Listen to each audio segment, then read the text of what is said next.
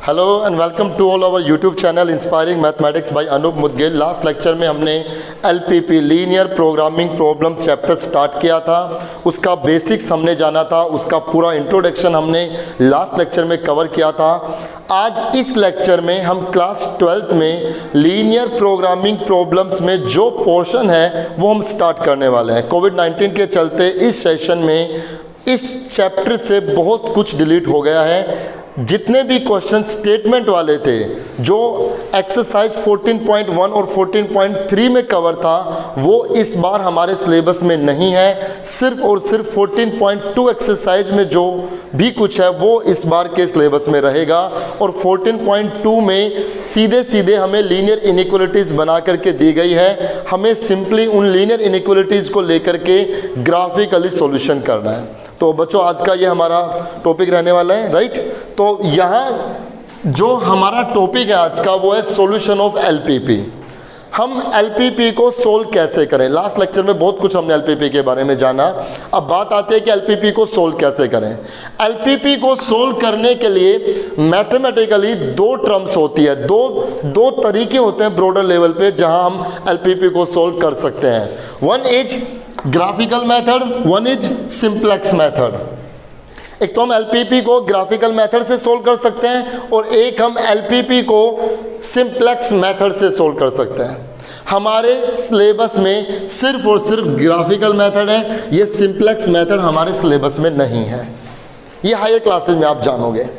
और इस graphical method में भी हम दो तरीके से सोल्व करते हैं। मतलब जो ग्राफिकल मेथड है, ये ग्राफिकल मेथड भी खुद अपने आप में दो तरीके से पढ़ा जाता है। ग्राफिकल मेथड एक तो सोल्व करने का तरीका होता है ग्राफिकल मेथड को कॉर्नर पॉइंट मेथड से। Corner point method graphical method का ही एक पार्ट है कॉर्नर पॉइंट मेथड, या इस कॉर्नर पॉइंट मेथड को हम एक्सट्रीम पॉइंट मेथड भी नाम दे सकते हैं। एक्सट्रीम पॉइंट मेथड हो सकता है, स्पेलिंग कुछ गलत लिख दी मैंने, ठीक है। Extreme point method, one is corner point method and one is extreme point method. और मतलब इसी का ही नाम है, कॉर्नर पॉइंट मेथड का ही दूसरा नाम क्या है, एक्सट्रीम पॉइंट मेथड। और ग्राफिकल मेथड का ही एक और टर्म है जिससे हम ग्राफिकल मेथड को सोल्व कर सकते हैं, वो है आइसोप्रोफिट और you can say isocost method. Isoprofit और you can say isocost method. LPP को सोल्व करने के दो तरीके हैं ब्रॉडर लेवल पे, one is graphical method, one is simplex method. और इसमें भी दो टर्म है। ग्राफिकल मेथड को भी सोल्व करने के दो तरीके हैं, कॉर्नर पॉइंट मेथड और एक्सट्रीम मेथड, और यू कैन से आइसोप्रोफिट और आइसोकोस्ट मेथड। हम अपने सिलेबस में सिर्फ और सिर्फ ये कॉर्नर मेथड पढ़ेंगे, कॉर्नर पॉइंट मेथड पढ़ेंगे, ये हमारे सिलेबस में नहीं है। तो अपने को ग्राफिकल मेथड पढ़ना है और ग्राफिकल मेथड में भी कौन सा, कॉर्नर पॉइंट मेथड और एक्सट्रीम पॉइंट मेथड, ठीक है। अब ये सब क्या है, corner point method, extreme point method क्या है, ये मैं क्वेश्चन से आपको बताऊंगा कि कैसे क्या करना है। 11th क्लास में आप ये सब पढ़ भी चुके हैं। 11th क्लास में चैप्टर नंबर 6 में लीनियर इनइक्वालिटीज में हमने ग्राफ पे लीनियर इनइक्वेशंस को ड्रॉ करना सीखा था। तो जब हमने वहाँ पर लीनियर इक्वेशंस को ड्रॉ किया था तो उन लीनियर इनइक्वालिटीज से कुछ शेडेड पोर्शन बना था ना, बस उस शेडेड पोर्शन पे ही हमें काम करना है, उस शेडेड पोर्शन पे ही हमें कॉर्नर पॉइंट मेथड लगाना है। सेम वही बातें रहेंगी। कुछ एक बात और है, जो कुछ टर्म्स हैं जो मैं आपके सामने क्लियर कर रहा हूं। जैसे एक टर्म है कि कॉर्नर पॉइंट्स या फिर हम जिसको कह रहे हैं एक्सट्रीम पॉइंट्स, ये क्या होता है, कॉर्नर पॉइंट्स और you can say extreme points. Extreme points, यहाँ स्पेलिंग गलत दिखी थी ना, कॉर्नर पॉइंट और you can say extreme points क्या होते हैं, कॉर्नर पॉइंट या फिर आप कहें एक्सट्रीम पॉइंट्स क्या होते हैं। कॉर्नर पॉइंट या एक्सट्रीम पॉइंट्स क्या है कि जितनी भी लीनियर इनइक्वालिटीज है, जब आप उन लीनियर इनइक्वालिटीज को ग्राफ पे प्लॉट करोगे, लेट अस सपोज एक लीनियर इनइक्वालिटी से स्ट्रेट लाइन ये गई, एक लीनियर इनइक्वालिटी से स्ट्रेट लाइन ये गई और एक ये गया, ठीक है, एक स्ट्रेट लाइन ये गई। इन तीनों से जो शेडेड पोर्शन आया वो शेडेड पोर्शन ये आया जिसको हमने कल जाना था कि ये फिजिबल रीजन है, ये फिजिबल रीजन है। जो शेडेड पोर्शन होगा, जो फिजिबल रीजन होगा, उस शेडेड पोर्शन से जो जो कॉर्नर लगेंगे, एक ये कॉर्नर लग रहा है, एक ये कॉर्नर है, एक ये कॉर्नर है, ये जो कॉर्नर लगेंगे इन्हीं कॉर्नर पॉइंट्स को हम कॉर्नर पॉइंट्स या एक्सट्रीम पॉइंट्स नाम देंगे। आपके लिए कॉर्नर ये नहीं है, कॉर्नर ये नहीं है। कॉर्नर पॉइंट वो होंगे जहां शेडेड पोर्शन बन रहा है, वहां शेडेड पोर्शन पे जो जो कॉर्नर बन रहे हैं दे कॉल्ड कॉर्नर पॉइंट, और you can say extreme points. ठीक है, तो कॉर्नर पॉइंट और एक्सट्रीम पॉइंट समझ में आया कि कौन कॉर्नर पॉइंट और कौन एक्सट्रीम पॉइंट्स कहलाए जाएंगे। इसी में ही एक टर्म है जिसको हम कन्वेक्स रीजन के नाम से जानेंगे, कन्वेक्स रीजन। देखिए कन्वेक्स रीजन क्या है। रीजन का मतलब आप समझते हो क्षेत्र, वो पोर्शन, वो क्षेत्र। अगर कोई भी रीजन कन्वेक्स रीजन कहलाएगा, कोई भी रीजन कन्वेक्स रीजन कहलाएगा अगर उस रीजन पे आप कोई भी दो पॉइंट लें और उन दो पॉइंट को मिलाने पर जो स्ट्रेट लाइन बने, जो लाइन ज्वाइन हो, वो लाइन कंप्लीटली उस रीजन पे ही रहनी चाहिए, उस रीजन से बाहर नहीं जानी चाहिए, उस पोर्शन से बाहर नहीं जानी चाहिए। Then that region is called convex region. जैसे अगर हम बात करें, लेट अस सपोज ये एक ऐसा रीजन बन गया, ये शेडेड पोर्शन आया, राइट। इस रीजन में मैं इस पूरे रीजन में कहीं भी दो पॉइंट ले लूं, कहीं भी, आपकी मर्जी है। एक पॉइंट मैंने यहां ले लिया और एक पॉइंट मैंने यहां ले लिया। जब मैं इन दोनों पॉइंट्स को मिलाऊंगा तो इन दोनों पॉइंट को मिलाने पे जो स्ट्रेट लाइन बनी है वो लाइन कंप्लीटली इस रीजन में ही रही ना, इससे बाहर नहीं गई ना। तो ये जो रीजन है ये हमारा कन्वेक्स रीजन कहलाता है।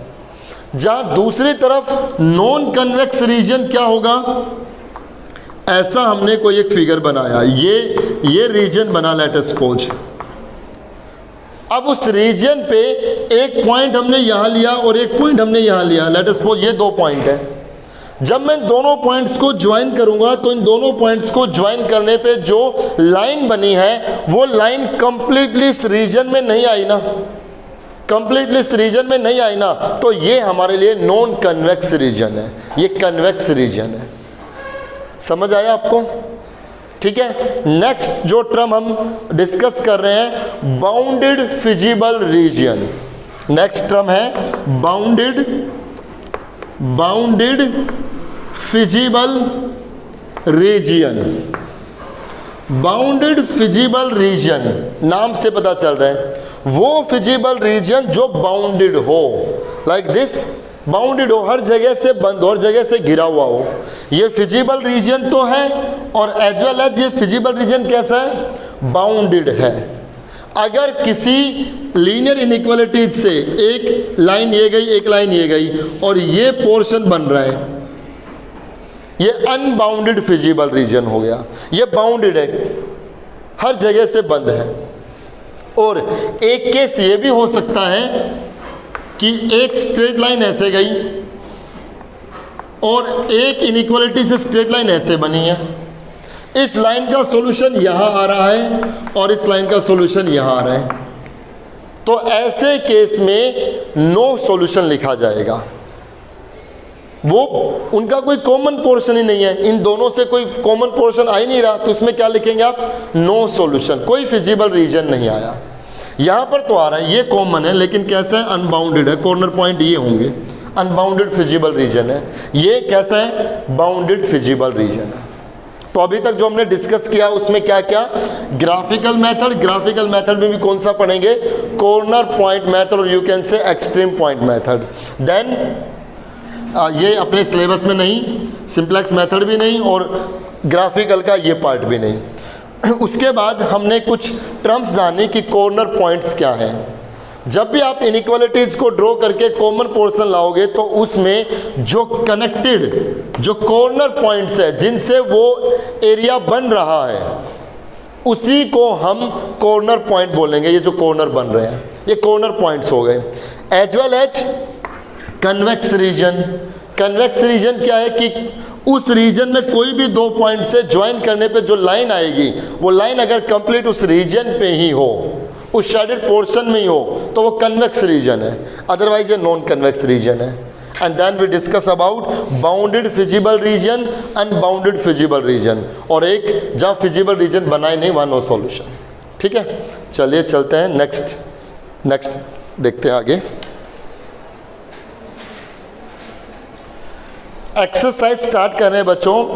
14.2 एक्सरसाइज है हमारी, और इस 14.2 एक्सरसाइज में आप देखेंगे कि ऑलरेडी आपको ये सब कंडीशंस पे इनइक्वालिटी बना करके दी गई है। हमें तो सिंपली इन इनइक्वालिटीज को लेकर के ग्राफिकली सॉल्यूशन देना है। अगर आप इस क्वेश्चन को समझे, पूरी एक्सरसाइज एक जैसे क्वेश्चंस पे चलेगी, किन्हीं भी क्वेश्चंस में कोई विविधताएं नहीं आएंगी, सारे क्वेश्चंस एक जैसे ही चलेंगे। अगर मैं बात करूं क्वेश्चन नंबर फर्स्ट पे, हमें मैक्सिमम z निकालना है, मतलब z किसके इक्वल है, 6x + 5y के। लास्ट लेक्चर में हमने डिस्कस किया था कि z से जो ये एक्सप्रेशन बनता है, मतलब जिस एक्सप्रेशन को हम z से रिप्रेजेंट करते हैं वो हमारा ऑब्जेक्टिव फंक्शन है।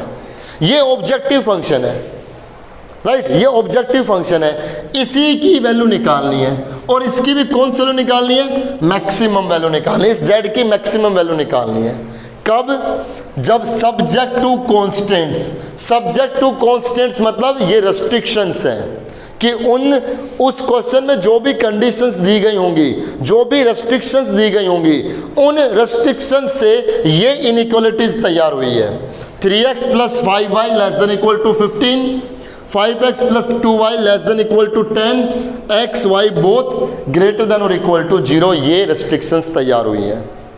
हमने क्या किया, जैसे हम 11th क्लास में भी करते थे, हम इस इनइक्वालिटी को फर्स्ट और इस इनइक्वालिटी को सेकंड, ये हम कंसिडर करेंगे। अपने को क्या करना है, जो फर्स्ट इनइक्वेशन है हम यहाँ लिखेंगे from inequation first, from inequation first, first inequation से हम इसको इक्वल कंसिडर करेंगे थोड़ी देर के लिए। Late 3x + 5y = 15। सबसे पहले हम जो इनइक्वालिटी दी गई है उसको कंसिडर करेंगे इक्वल में। इक्वल में कंसिडर करने के पीछे रीजन ये है ताकि मैं यहाँ से टेबल बना सकूँ और इस टेबल से कोई भी 2 पॉइंट 3 पॉइंट आपकी मर्जी है वो पॉइंट्स हम वो फिक्स कर ले कि कौन कौन से पॉइंट बनेंगे ताकि उसको ग्राफ पे लोकेट करने में आसानी हो। अब यहाँ x मैंने लिखा, यहाँ मैंने y लिखा।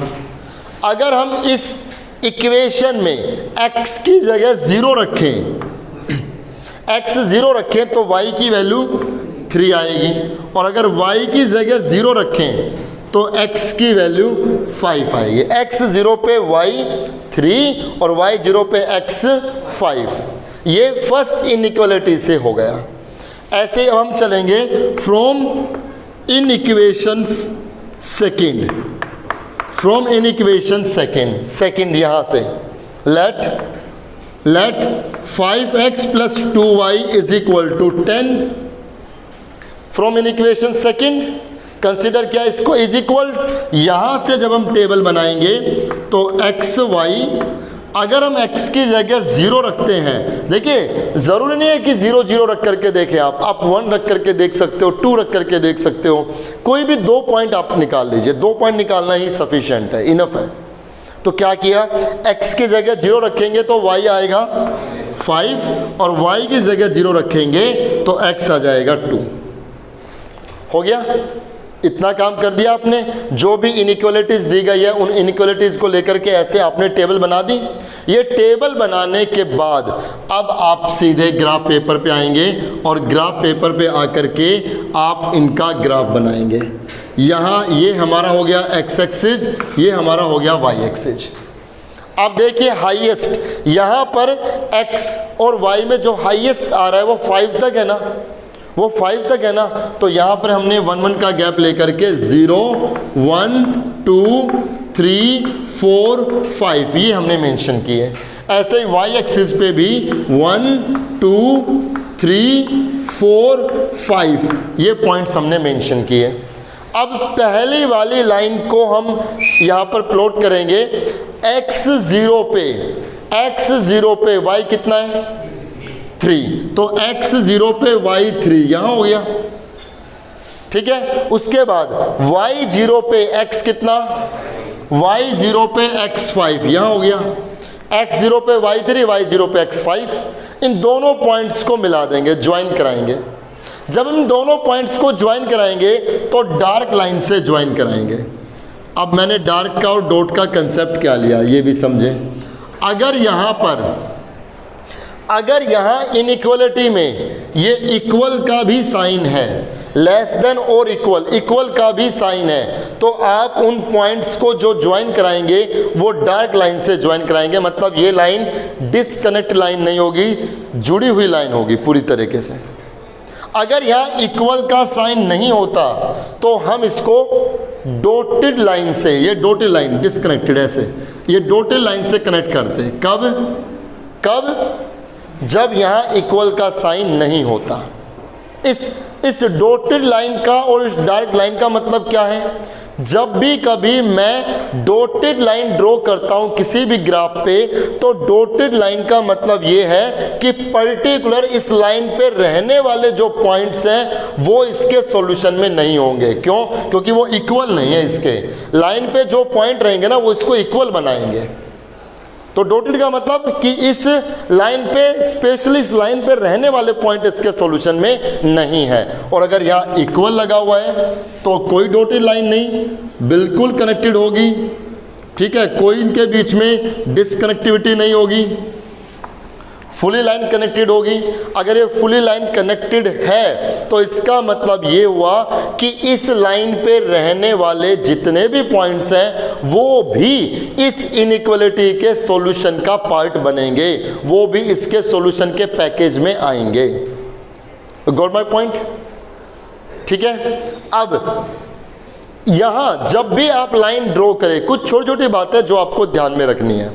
जैसे ही आप लाइन ड्रॉ करें तो इस लाइन ड्रॉ करते ही दो बातें आपको यहीं पे निपटा लेनी है।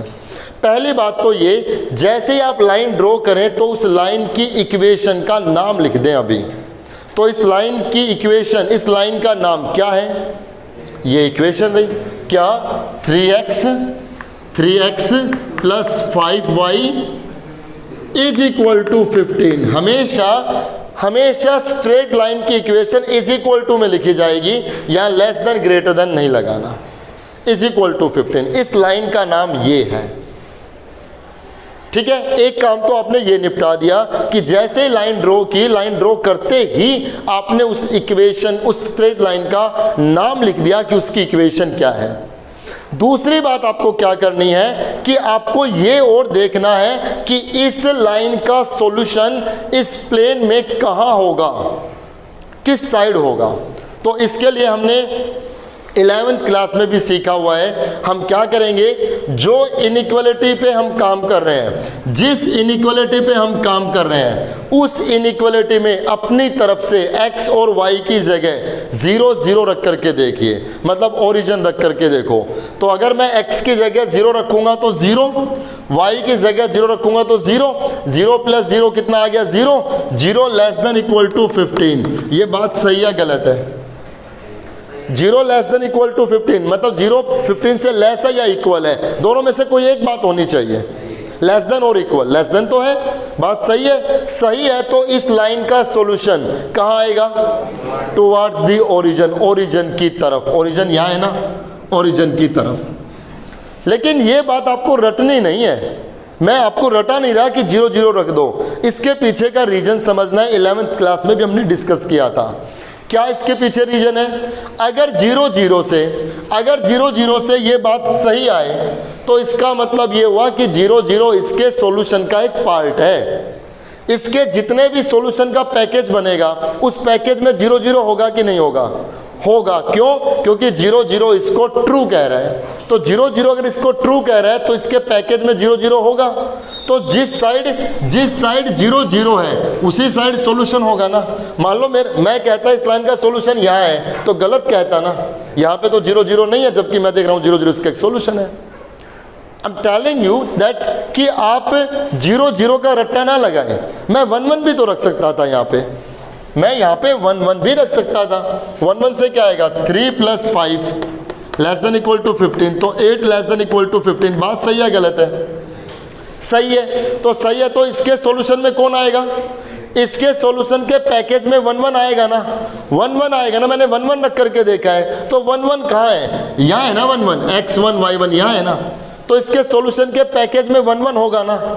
तो 1 1 जहाँ है 1 1 वहीं उसी तरफ सॉल्यूशन आएगा ना, मतलब यहाँ आएगा ना। Got my point? जरूरी नहीं है, मैं फिर बोल रहा हूँ जरूरी नहीं है, आप कोई भी पॉइंट रख करके देख सकते हो उस लाइन के हिसाब से। मान लो मैं ये रख करके देख रहा हूँ, क्या 3 4 यहाँ आएगा ना। 3 4 रख करके देख रहा हूँ। 3 रखने पे कितना आएगा? ये 3 रखने पे ये आ जाएगा 9, 4 रखने पे आ जाएगा 20, तो 29 आए ना। 29 <= 15। बात सही है गलत है? गलत है। तो गलत है तो ये 3 4 इसके सॉल्यूशन का पार्ट नहीं है ना। इसके सॉल्यूशन का पार्ट नहीं है तो इसका सॉल्यूशन इस साइड तो नहीं आ सकता ना, इससे अपोजिट आएगा ना। तो ये भी तो यही कहेगा कि इस साइड आ जाएगा सॉल्यूशन।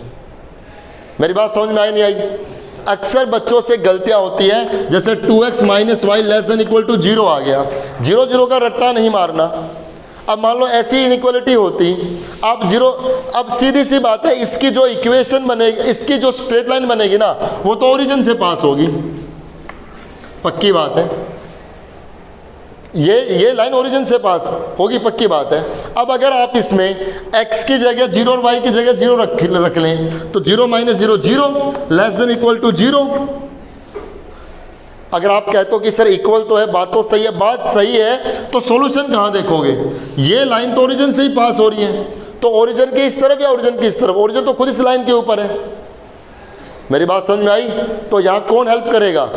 0 0 के अलावा कोई और पॉइंट रख के देखो ना। इस लाइन के ऊपर बहुत से पॉइंट है, ये पॉइंट रख करके देख लो। क्या 1 3? ये पॉइंट 1 3 है ना, तो 1 3 रख करके देखूं। 1 x की जगह 1, y की जगह 3, कितना आएगा? 2 - 3 कितना आएगा? -1 <= 0। बात सही है? बात सही है। तो इसका मतलब इस लाइन के सॉल्यूशन में 1 3 आएगा ना। 1 3 कहाँ है? यहाँ है ना। तो इस लाइन का सॉल्यूशन यहाँ होगा ना। समझ में आई बातें? 0 0 का रट्टा नहीं लगाना, आपको खुद से समझना है कि वो उस लाइन के हिसाब से जो पॉइंट है, वो कोई भी पॉइंट आप रख करके देख सकते हो। अगर वो पॉइंट उसको सेटिस्फाई करा दे तो इसका मतलब वो पॉइंट भी उसके सॉल्यूशन के पैकेज में है, सॉल्यूशन उस पॉइंट की तरफ ही रहेगा। अगर वो उसको सेटिस्फाई ना करे तो उस पॉइंट से अवे चले जाओ, उससे अपोजिट चले जाओ, वो उसके सॉल्यूशन का पार्ट बनेगा। राइट? तो यहाँ आपको मैं फिर बता रहा हूँ, जैसे ही लाइन ड्रॉ करें 2 काम का निपटारा कर लें। एक तो ये कि उस लाइन का नाम क्या है, उस इक्वेशन को आप लिख दें। दूसरी बात ये कि आप ये देखें कि उस लाइन का सॉल्यूशन किस तरफ बनेगा। तो आपने क्या देखा? इसका सॉल्यूशन कहाँ है भाई? टुवर्ड्स द ओरिजिन, क्योंकि ये बात सेटिस्फाई कर रहा था। 0 <= 15 बात सही है। Towards the origin, towards the origin मतलब यहाँ, और यहाँ भी सिर्फ इसी हिस्से में, यहाँ भी सॉल्यूशन सिर्फ इसी हिस्से में रहेगा। वो क्यों? इसको भी समझिए।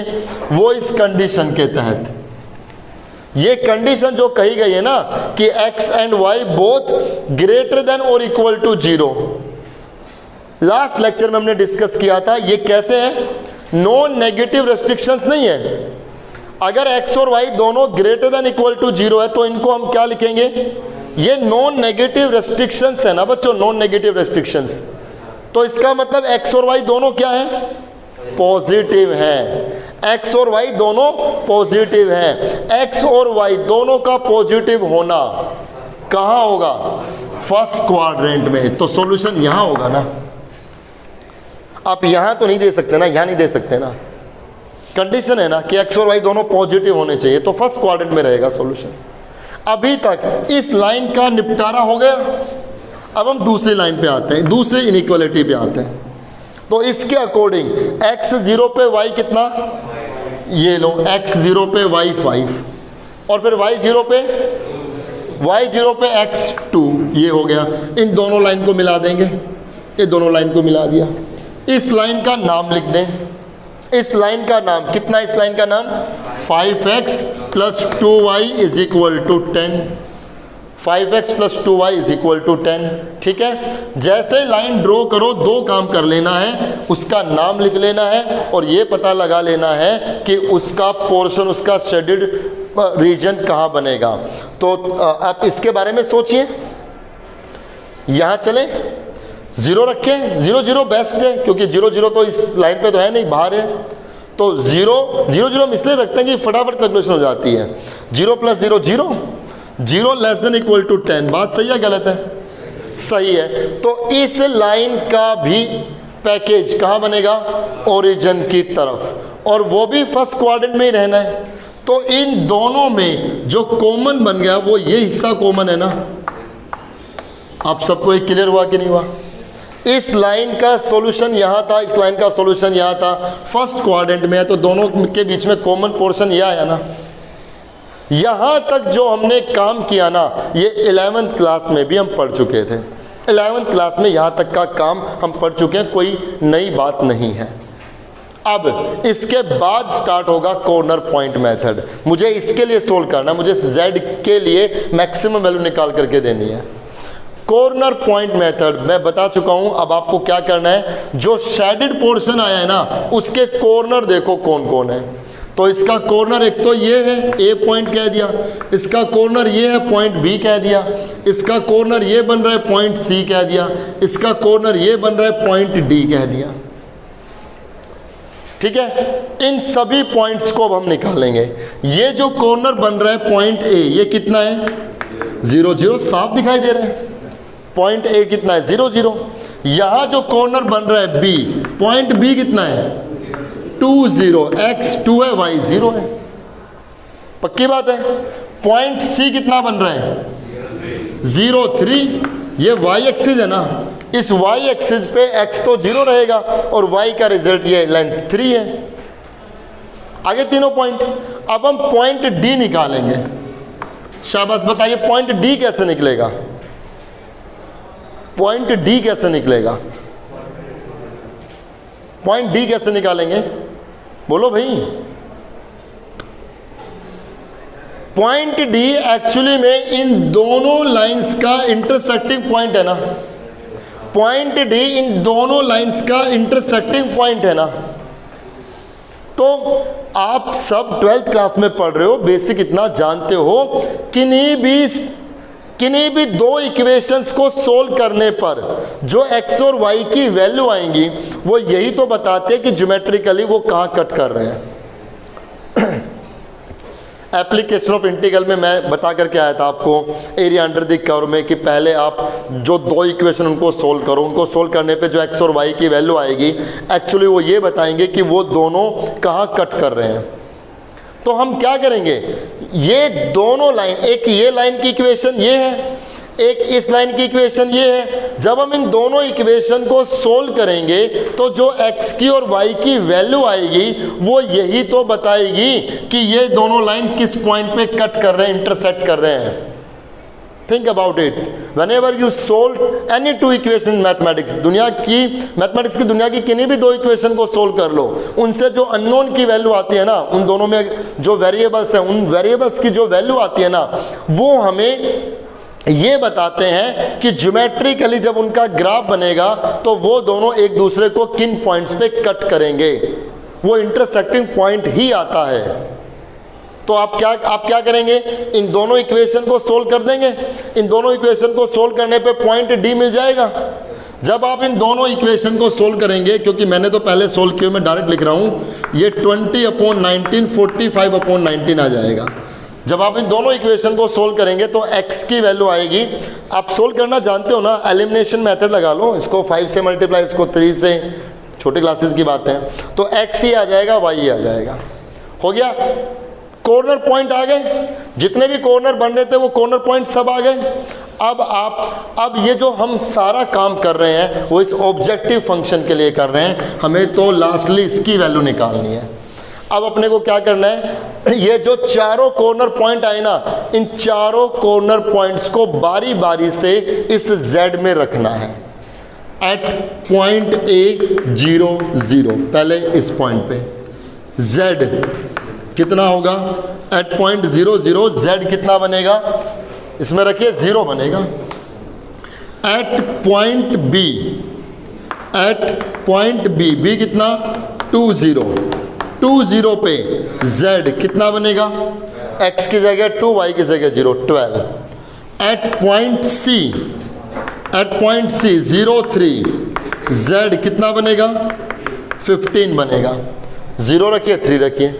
एट पॉइंट D कितना 20/19 45/19, z कितना बनेगा 20/19, यहाँ रखेंगे तो 120/19, 120/19, बीच में प्लस 45/19 यहाँ रखेंगे तो कितना आएगा 225/19, तो z कितना आ गया 345/19। चारों पॉइंट्स पे z की वैल्यू आ गई।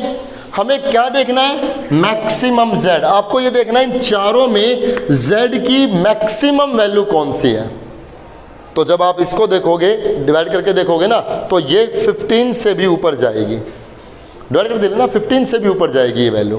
तो हम क्या कहेंगे, मैक्सिमम z, आप लास्ट में लिख देंगे कि मैक्सिमम z कितना है 345/19 at x is equal to 20/19, y is equal to 45/19। ये पूरा इसका सॉल्यूशन हो गया कि मैक्सिमम z इतना बनेगा जब x की वैल्यू ये है, y की वैल्यू ये है। एक चीज आप और समझें, यहां से बिल्कुल भी आप ये सीख करके ना जाए कि जो इंटरसेक्टिंग पॉइंट है वही आंसर होगा, ऐसा कभी नहीं होता। ये चारों ही पॉइंट है, लास्ट लेक्चर में डिस्कस किया था, ये चारों ही इसके सॉल्यूशन है, इस पूरे सिस्टम के, इस पूरे सिस्टम के ये चारों ही सॉल्यूशन है। लेकिन बात आती है ऑप्टिमल फिजिबल सॉल्यूशन पे। लास्ट लेक्चर में हमने डिस्कस किया था, एक तो सॉल्यूशन बताया था, एक ऑप्टिमल फिजिबल सॉल्यूशन बताया था। तो ये चारों तो इसके सॉल्यूशन है, लेकिन जो उसको मैक्सिमम या मिनिमम बना रहा है अकॉर्डिंग टू क्वेश्चन, वो उसका ऑप्टिमल फिजिबल सॉल्यूशन है।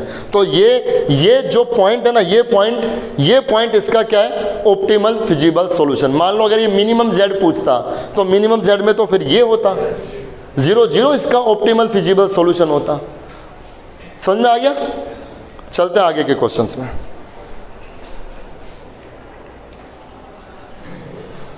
क्वेश्चन नंबर 4 हमने लिया, रैंडमली ऐसे क्वेश्चन नंबर 4 उठा लिया। मैं फिर बोल रहा हूँ कि ऐसा नहीं है कि कुछ अलग से क्वेश्चन मिलेंगे, सब में एक जैसा ही चलेगा, बस आपकी स्किल से आपकी प्रैक्टिस ज़्यादा इसमें बननी चाहिए। मिनिमम z हमें फाइंड आउट करना है जब सब्जेक्ट टू कॉन्स्टेंट्स ये हैं। इस ऑब्जेक्टिव फंक्शन की वैल्यू निकालनी है जब रेस्ट्रिक्शंस ये हैं। तो फटाफट करते हैं, इस इनइक्वालिटी को फर्स्ट, इस इनइक्वालिटी को सेकंड हम मान लेंगे। स्पीडली बोलता हूँ मैं, ताकि बच्चे जो भी देखें उनको वो नॉर्मल स्पीड 1.5 गुना 2 गुना ऐसे ना करनी पड़े। फर्स्ट इनइक्वालिटी हम क्या देखेंगे, from inequation first let x + 2y = 8। x + 2y = 8 हो गया। तो यहाँ से जब हम टेबल बनाएंगे तो यहाँ पे जो टेबल बनेगी x y, अगर x की जगह 0 रखते हैं तो y 4 आएगा, y 0 रखेंगे तो x की वैल्यू 8 आएगी। अब ऐसे ही फ्रॉम इन इक्वेशन सेकेंड, यहाँ इन इक्वेशन लिखना था, from in equation second inequality से हम इसको कंसिडर करेंगे 3x + 2y = 12। और यहाँ जब हम टेबल बनाएंगे तो यहाँ से x y, अगर x की वैल्यू 0 रखते हैं तो y आएगा 6, y 0 रखते हैं तो x आ जाएगा 4। इतना काम हमने कर लिया। इसके बाद सीधे ग्राफ पे आएंगे। जब हम ग्राफ बनाएंगे तो हम इन स्ट्रेट लाइंस को प्लॉट करेंगे कि ये स्ट्रेट लाइंस कहाँ से पास होगी। ये एक्स एक्सिस, ये वाई एक्सिस। मैं देख पा रहा हूँ इसमें एक्स और वाई की जो हाईएस्ट वैल्यू आ रही है वो 8 तक आ रही है और 4 6 भी है। 2 2 के मैंने गैप बना दिए। यहाँ हो गया 0 2 4 6 8, यहाँ 2 4 6 8। यहाँ चलिए x0 पे y कितना, x0 पे y 4 और y0 पे x 8। x0 पे y 4, y0 पे x 8, दोनों को मिला दें। दोनों को मिलाने पे क्या आ जाएगी, क्या आएगी, स्ट्रेट लाइन।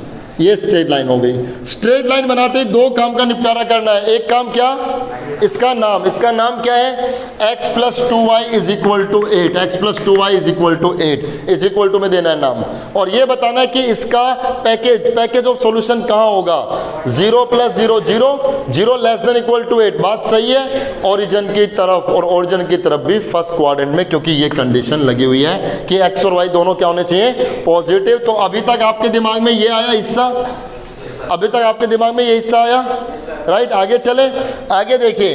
इसके लिए x0 पे y 6, x0 पे y 6 और y0 पे x 4, यहाँ हो गया। इन दोनों पॉइंट्स को मिला देंगे।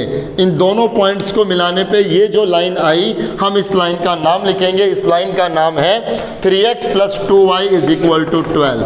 3x plus 2y is equal to 12। ये देखने के लिए इसका सोल्यूशन कहाँ आएगा, x और y की जगह 0 0 रखेंगे। यहाँ आएगा 0 plus 0 0, 0 less than equal to 12। बात सही है, सही है। तो टुवर्ड्स द ओरिजिन, और वो भी फर्स्ट क्वाड्रेंट में, क्योंकि ये कंडीशन लगी हुई है। तो सोल्यूशन कहाँ है, यहाँ पर। दोनों में जो कॉमन बनेगा वो ये बन गया ना, दोनों में जो कॉमन पोर्शन है वो ये बन गया। अब यहाँ पर कॉर्नर देखिए, 1 2 3 4, ये 4 कॉर्नर पॉइंट बने। ये पॉइंट ए जिसको मैंने कहा 0 0, कहा क्या दिख रहा है, 0 0 पॉइंट है। ऐसे पॉइंट बी कितना 4 0, ऐसे पॉइंट सी कितना 0 4 0 4। पॉइंट डी निकालेंगे, पॉइंट डी इन 2 लाइन को इंटरसेक्ट करके आ रहे हैं। इन दोनों लाइन की इक्वेशन को हम सोल्व करेंगे। तो करें सोल्व, इन दोनों को सोल्व करने पर इनको सब्ट्रैक्ट कर दें। तो 2y से 2y cancel, x minus 3x कितना माइनस 2x, और यहाँ आएगा माइनस 4। तो x की वैल्यू 2 आ जाएगी, x की वैल्यू 2 आ गई। x की वैल्यू 2 इसमें रख दें, कितना आ जाएगा 3, y की वैल्यू 3 आ जाएगी। तो जो ये इंटरसेक्टिंग पॉइंट आ गया, ये 2 3 आ गया। अब बारी बारी से सभी पॉइंट्स को z में रखेंगे। At point A 0 0, z is 0 आएगा। एट पॉइंट बी कितना है 4 0, 4 0 से z क्या बनेगा माइनस 12। एट पॉइंट सी कितना 0 4, 0 4 से z कितना बनेगा 16। एट पॉइंट डी कितना 2 3, इस 2 3 से z कितना बनेगा माइनस 6 प्लस 12, 6 आएगा, 6 आएगा। हमें क्या निकालना है, मिनिमम z, सबसे कम। तो क्या लिखेंगे, minimum z is minus 12 at x is equal to 4, y is equal to 0। ये सॉल्यूशन हो गया, राइट। पहले इस चैप्टर से एक क्वेश्चन 6 नंबर का आता था, लेकिन अब क्योंकि ये एक एक्सरसाइज बची है और इस चैप्टर को ही टोटल 5 नंबर का किया गया है, तो ऐसा जो क्वेश्चन आएगा ये आपका 4 मार्क्स का आएगा, क्योंकि 5 नंबर का मैथमेटिक्स में क्वेश्चन नहीं आता। तो 4 नंबर का रहेगा ये क्वेश्चन। 1 मार्क्स का एक क्वेश्चन और पूछा जाएगा इसमें, जो भी हम 2 दिन से 2 लेक्चर से जो भी हमने छोटी टर्म्स डिस्कस किया उनसे रिलेटेड कोई भी 1 मार्क्स में क्वेश्चन पूछा जा सकता है, ठीक है। तो आज आप इसके हाफ क्वेश्चन करके देख लें, आप 7 8 तक करके देख लें, क्वेश्चन नंबर 7 तक करके देख लें, 15 है तो 7 तक आप कंप्लीट करें। मिलेंगे नेक्स्ट लेक्चर में, तब हम एक्सरसाइज कोई नहीं बल्कि इस चैप्टर को ही कंप्लीट कर देंगे, ठीक है। Thank you so much.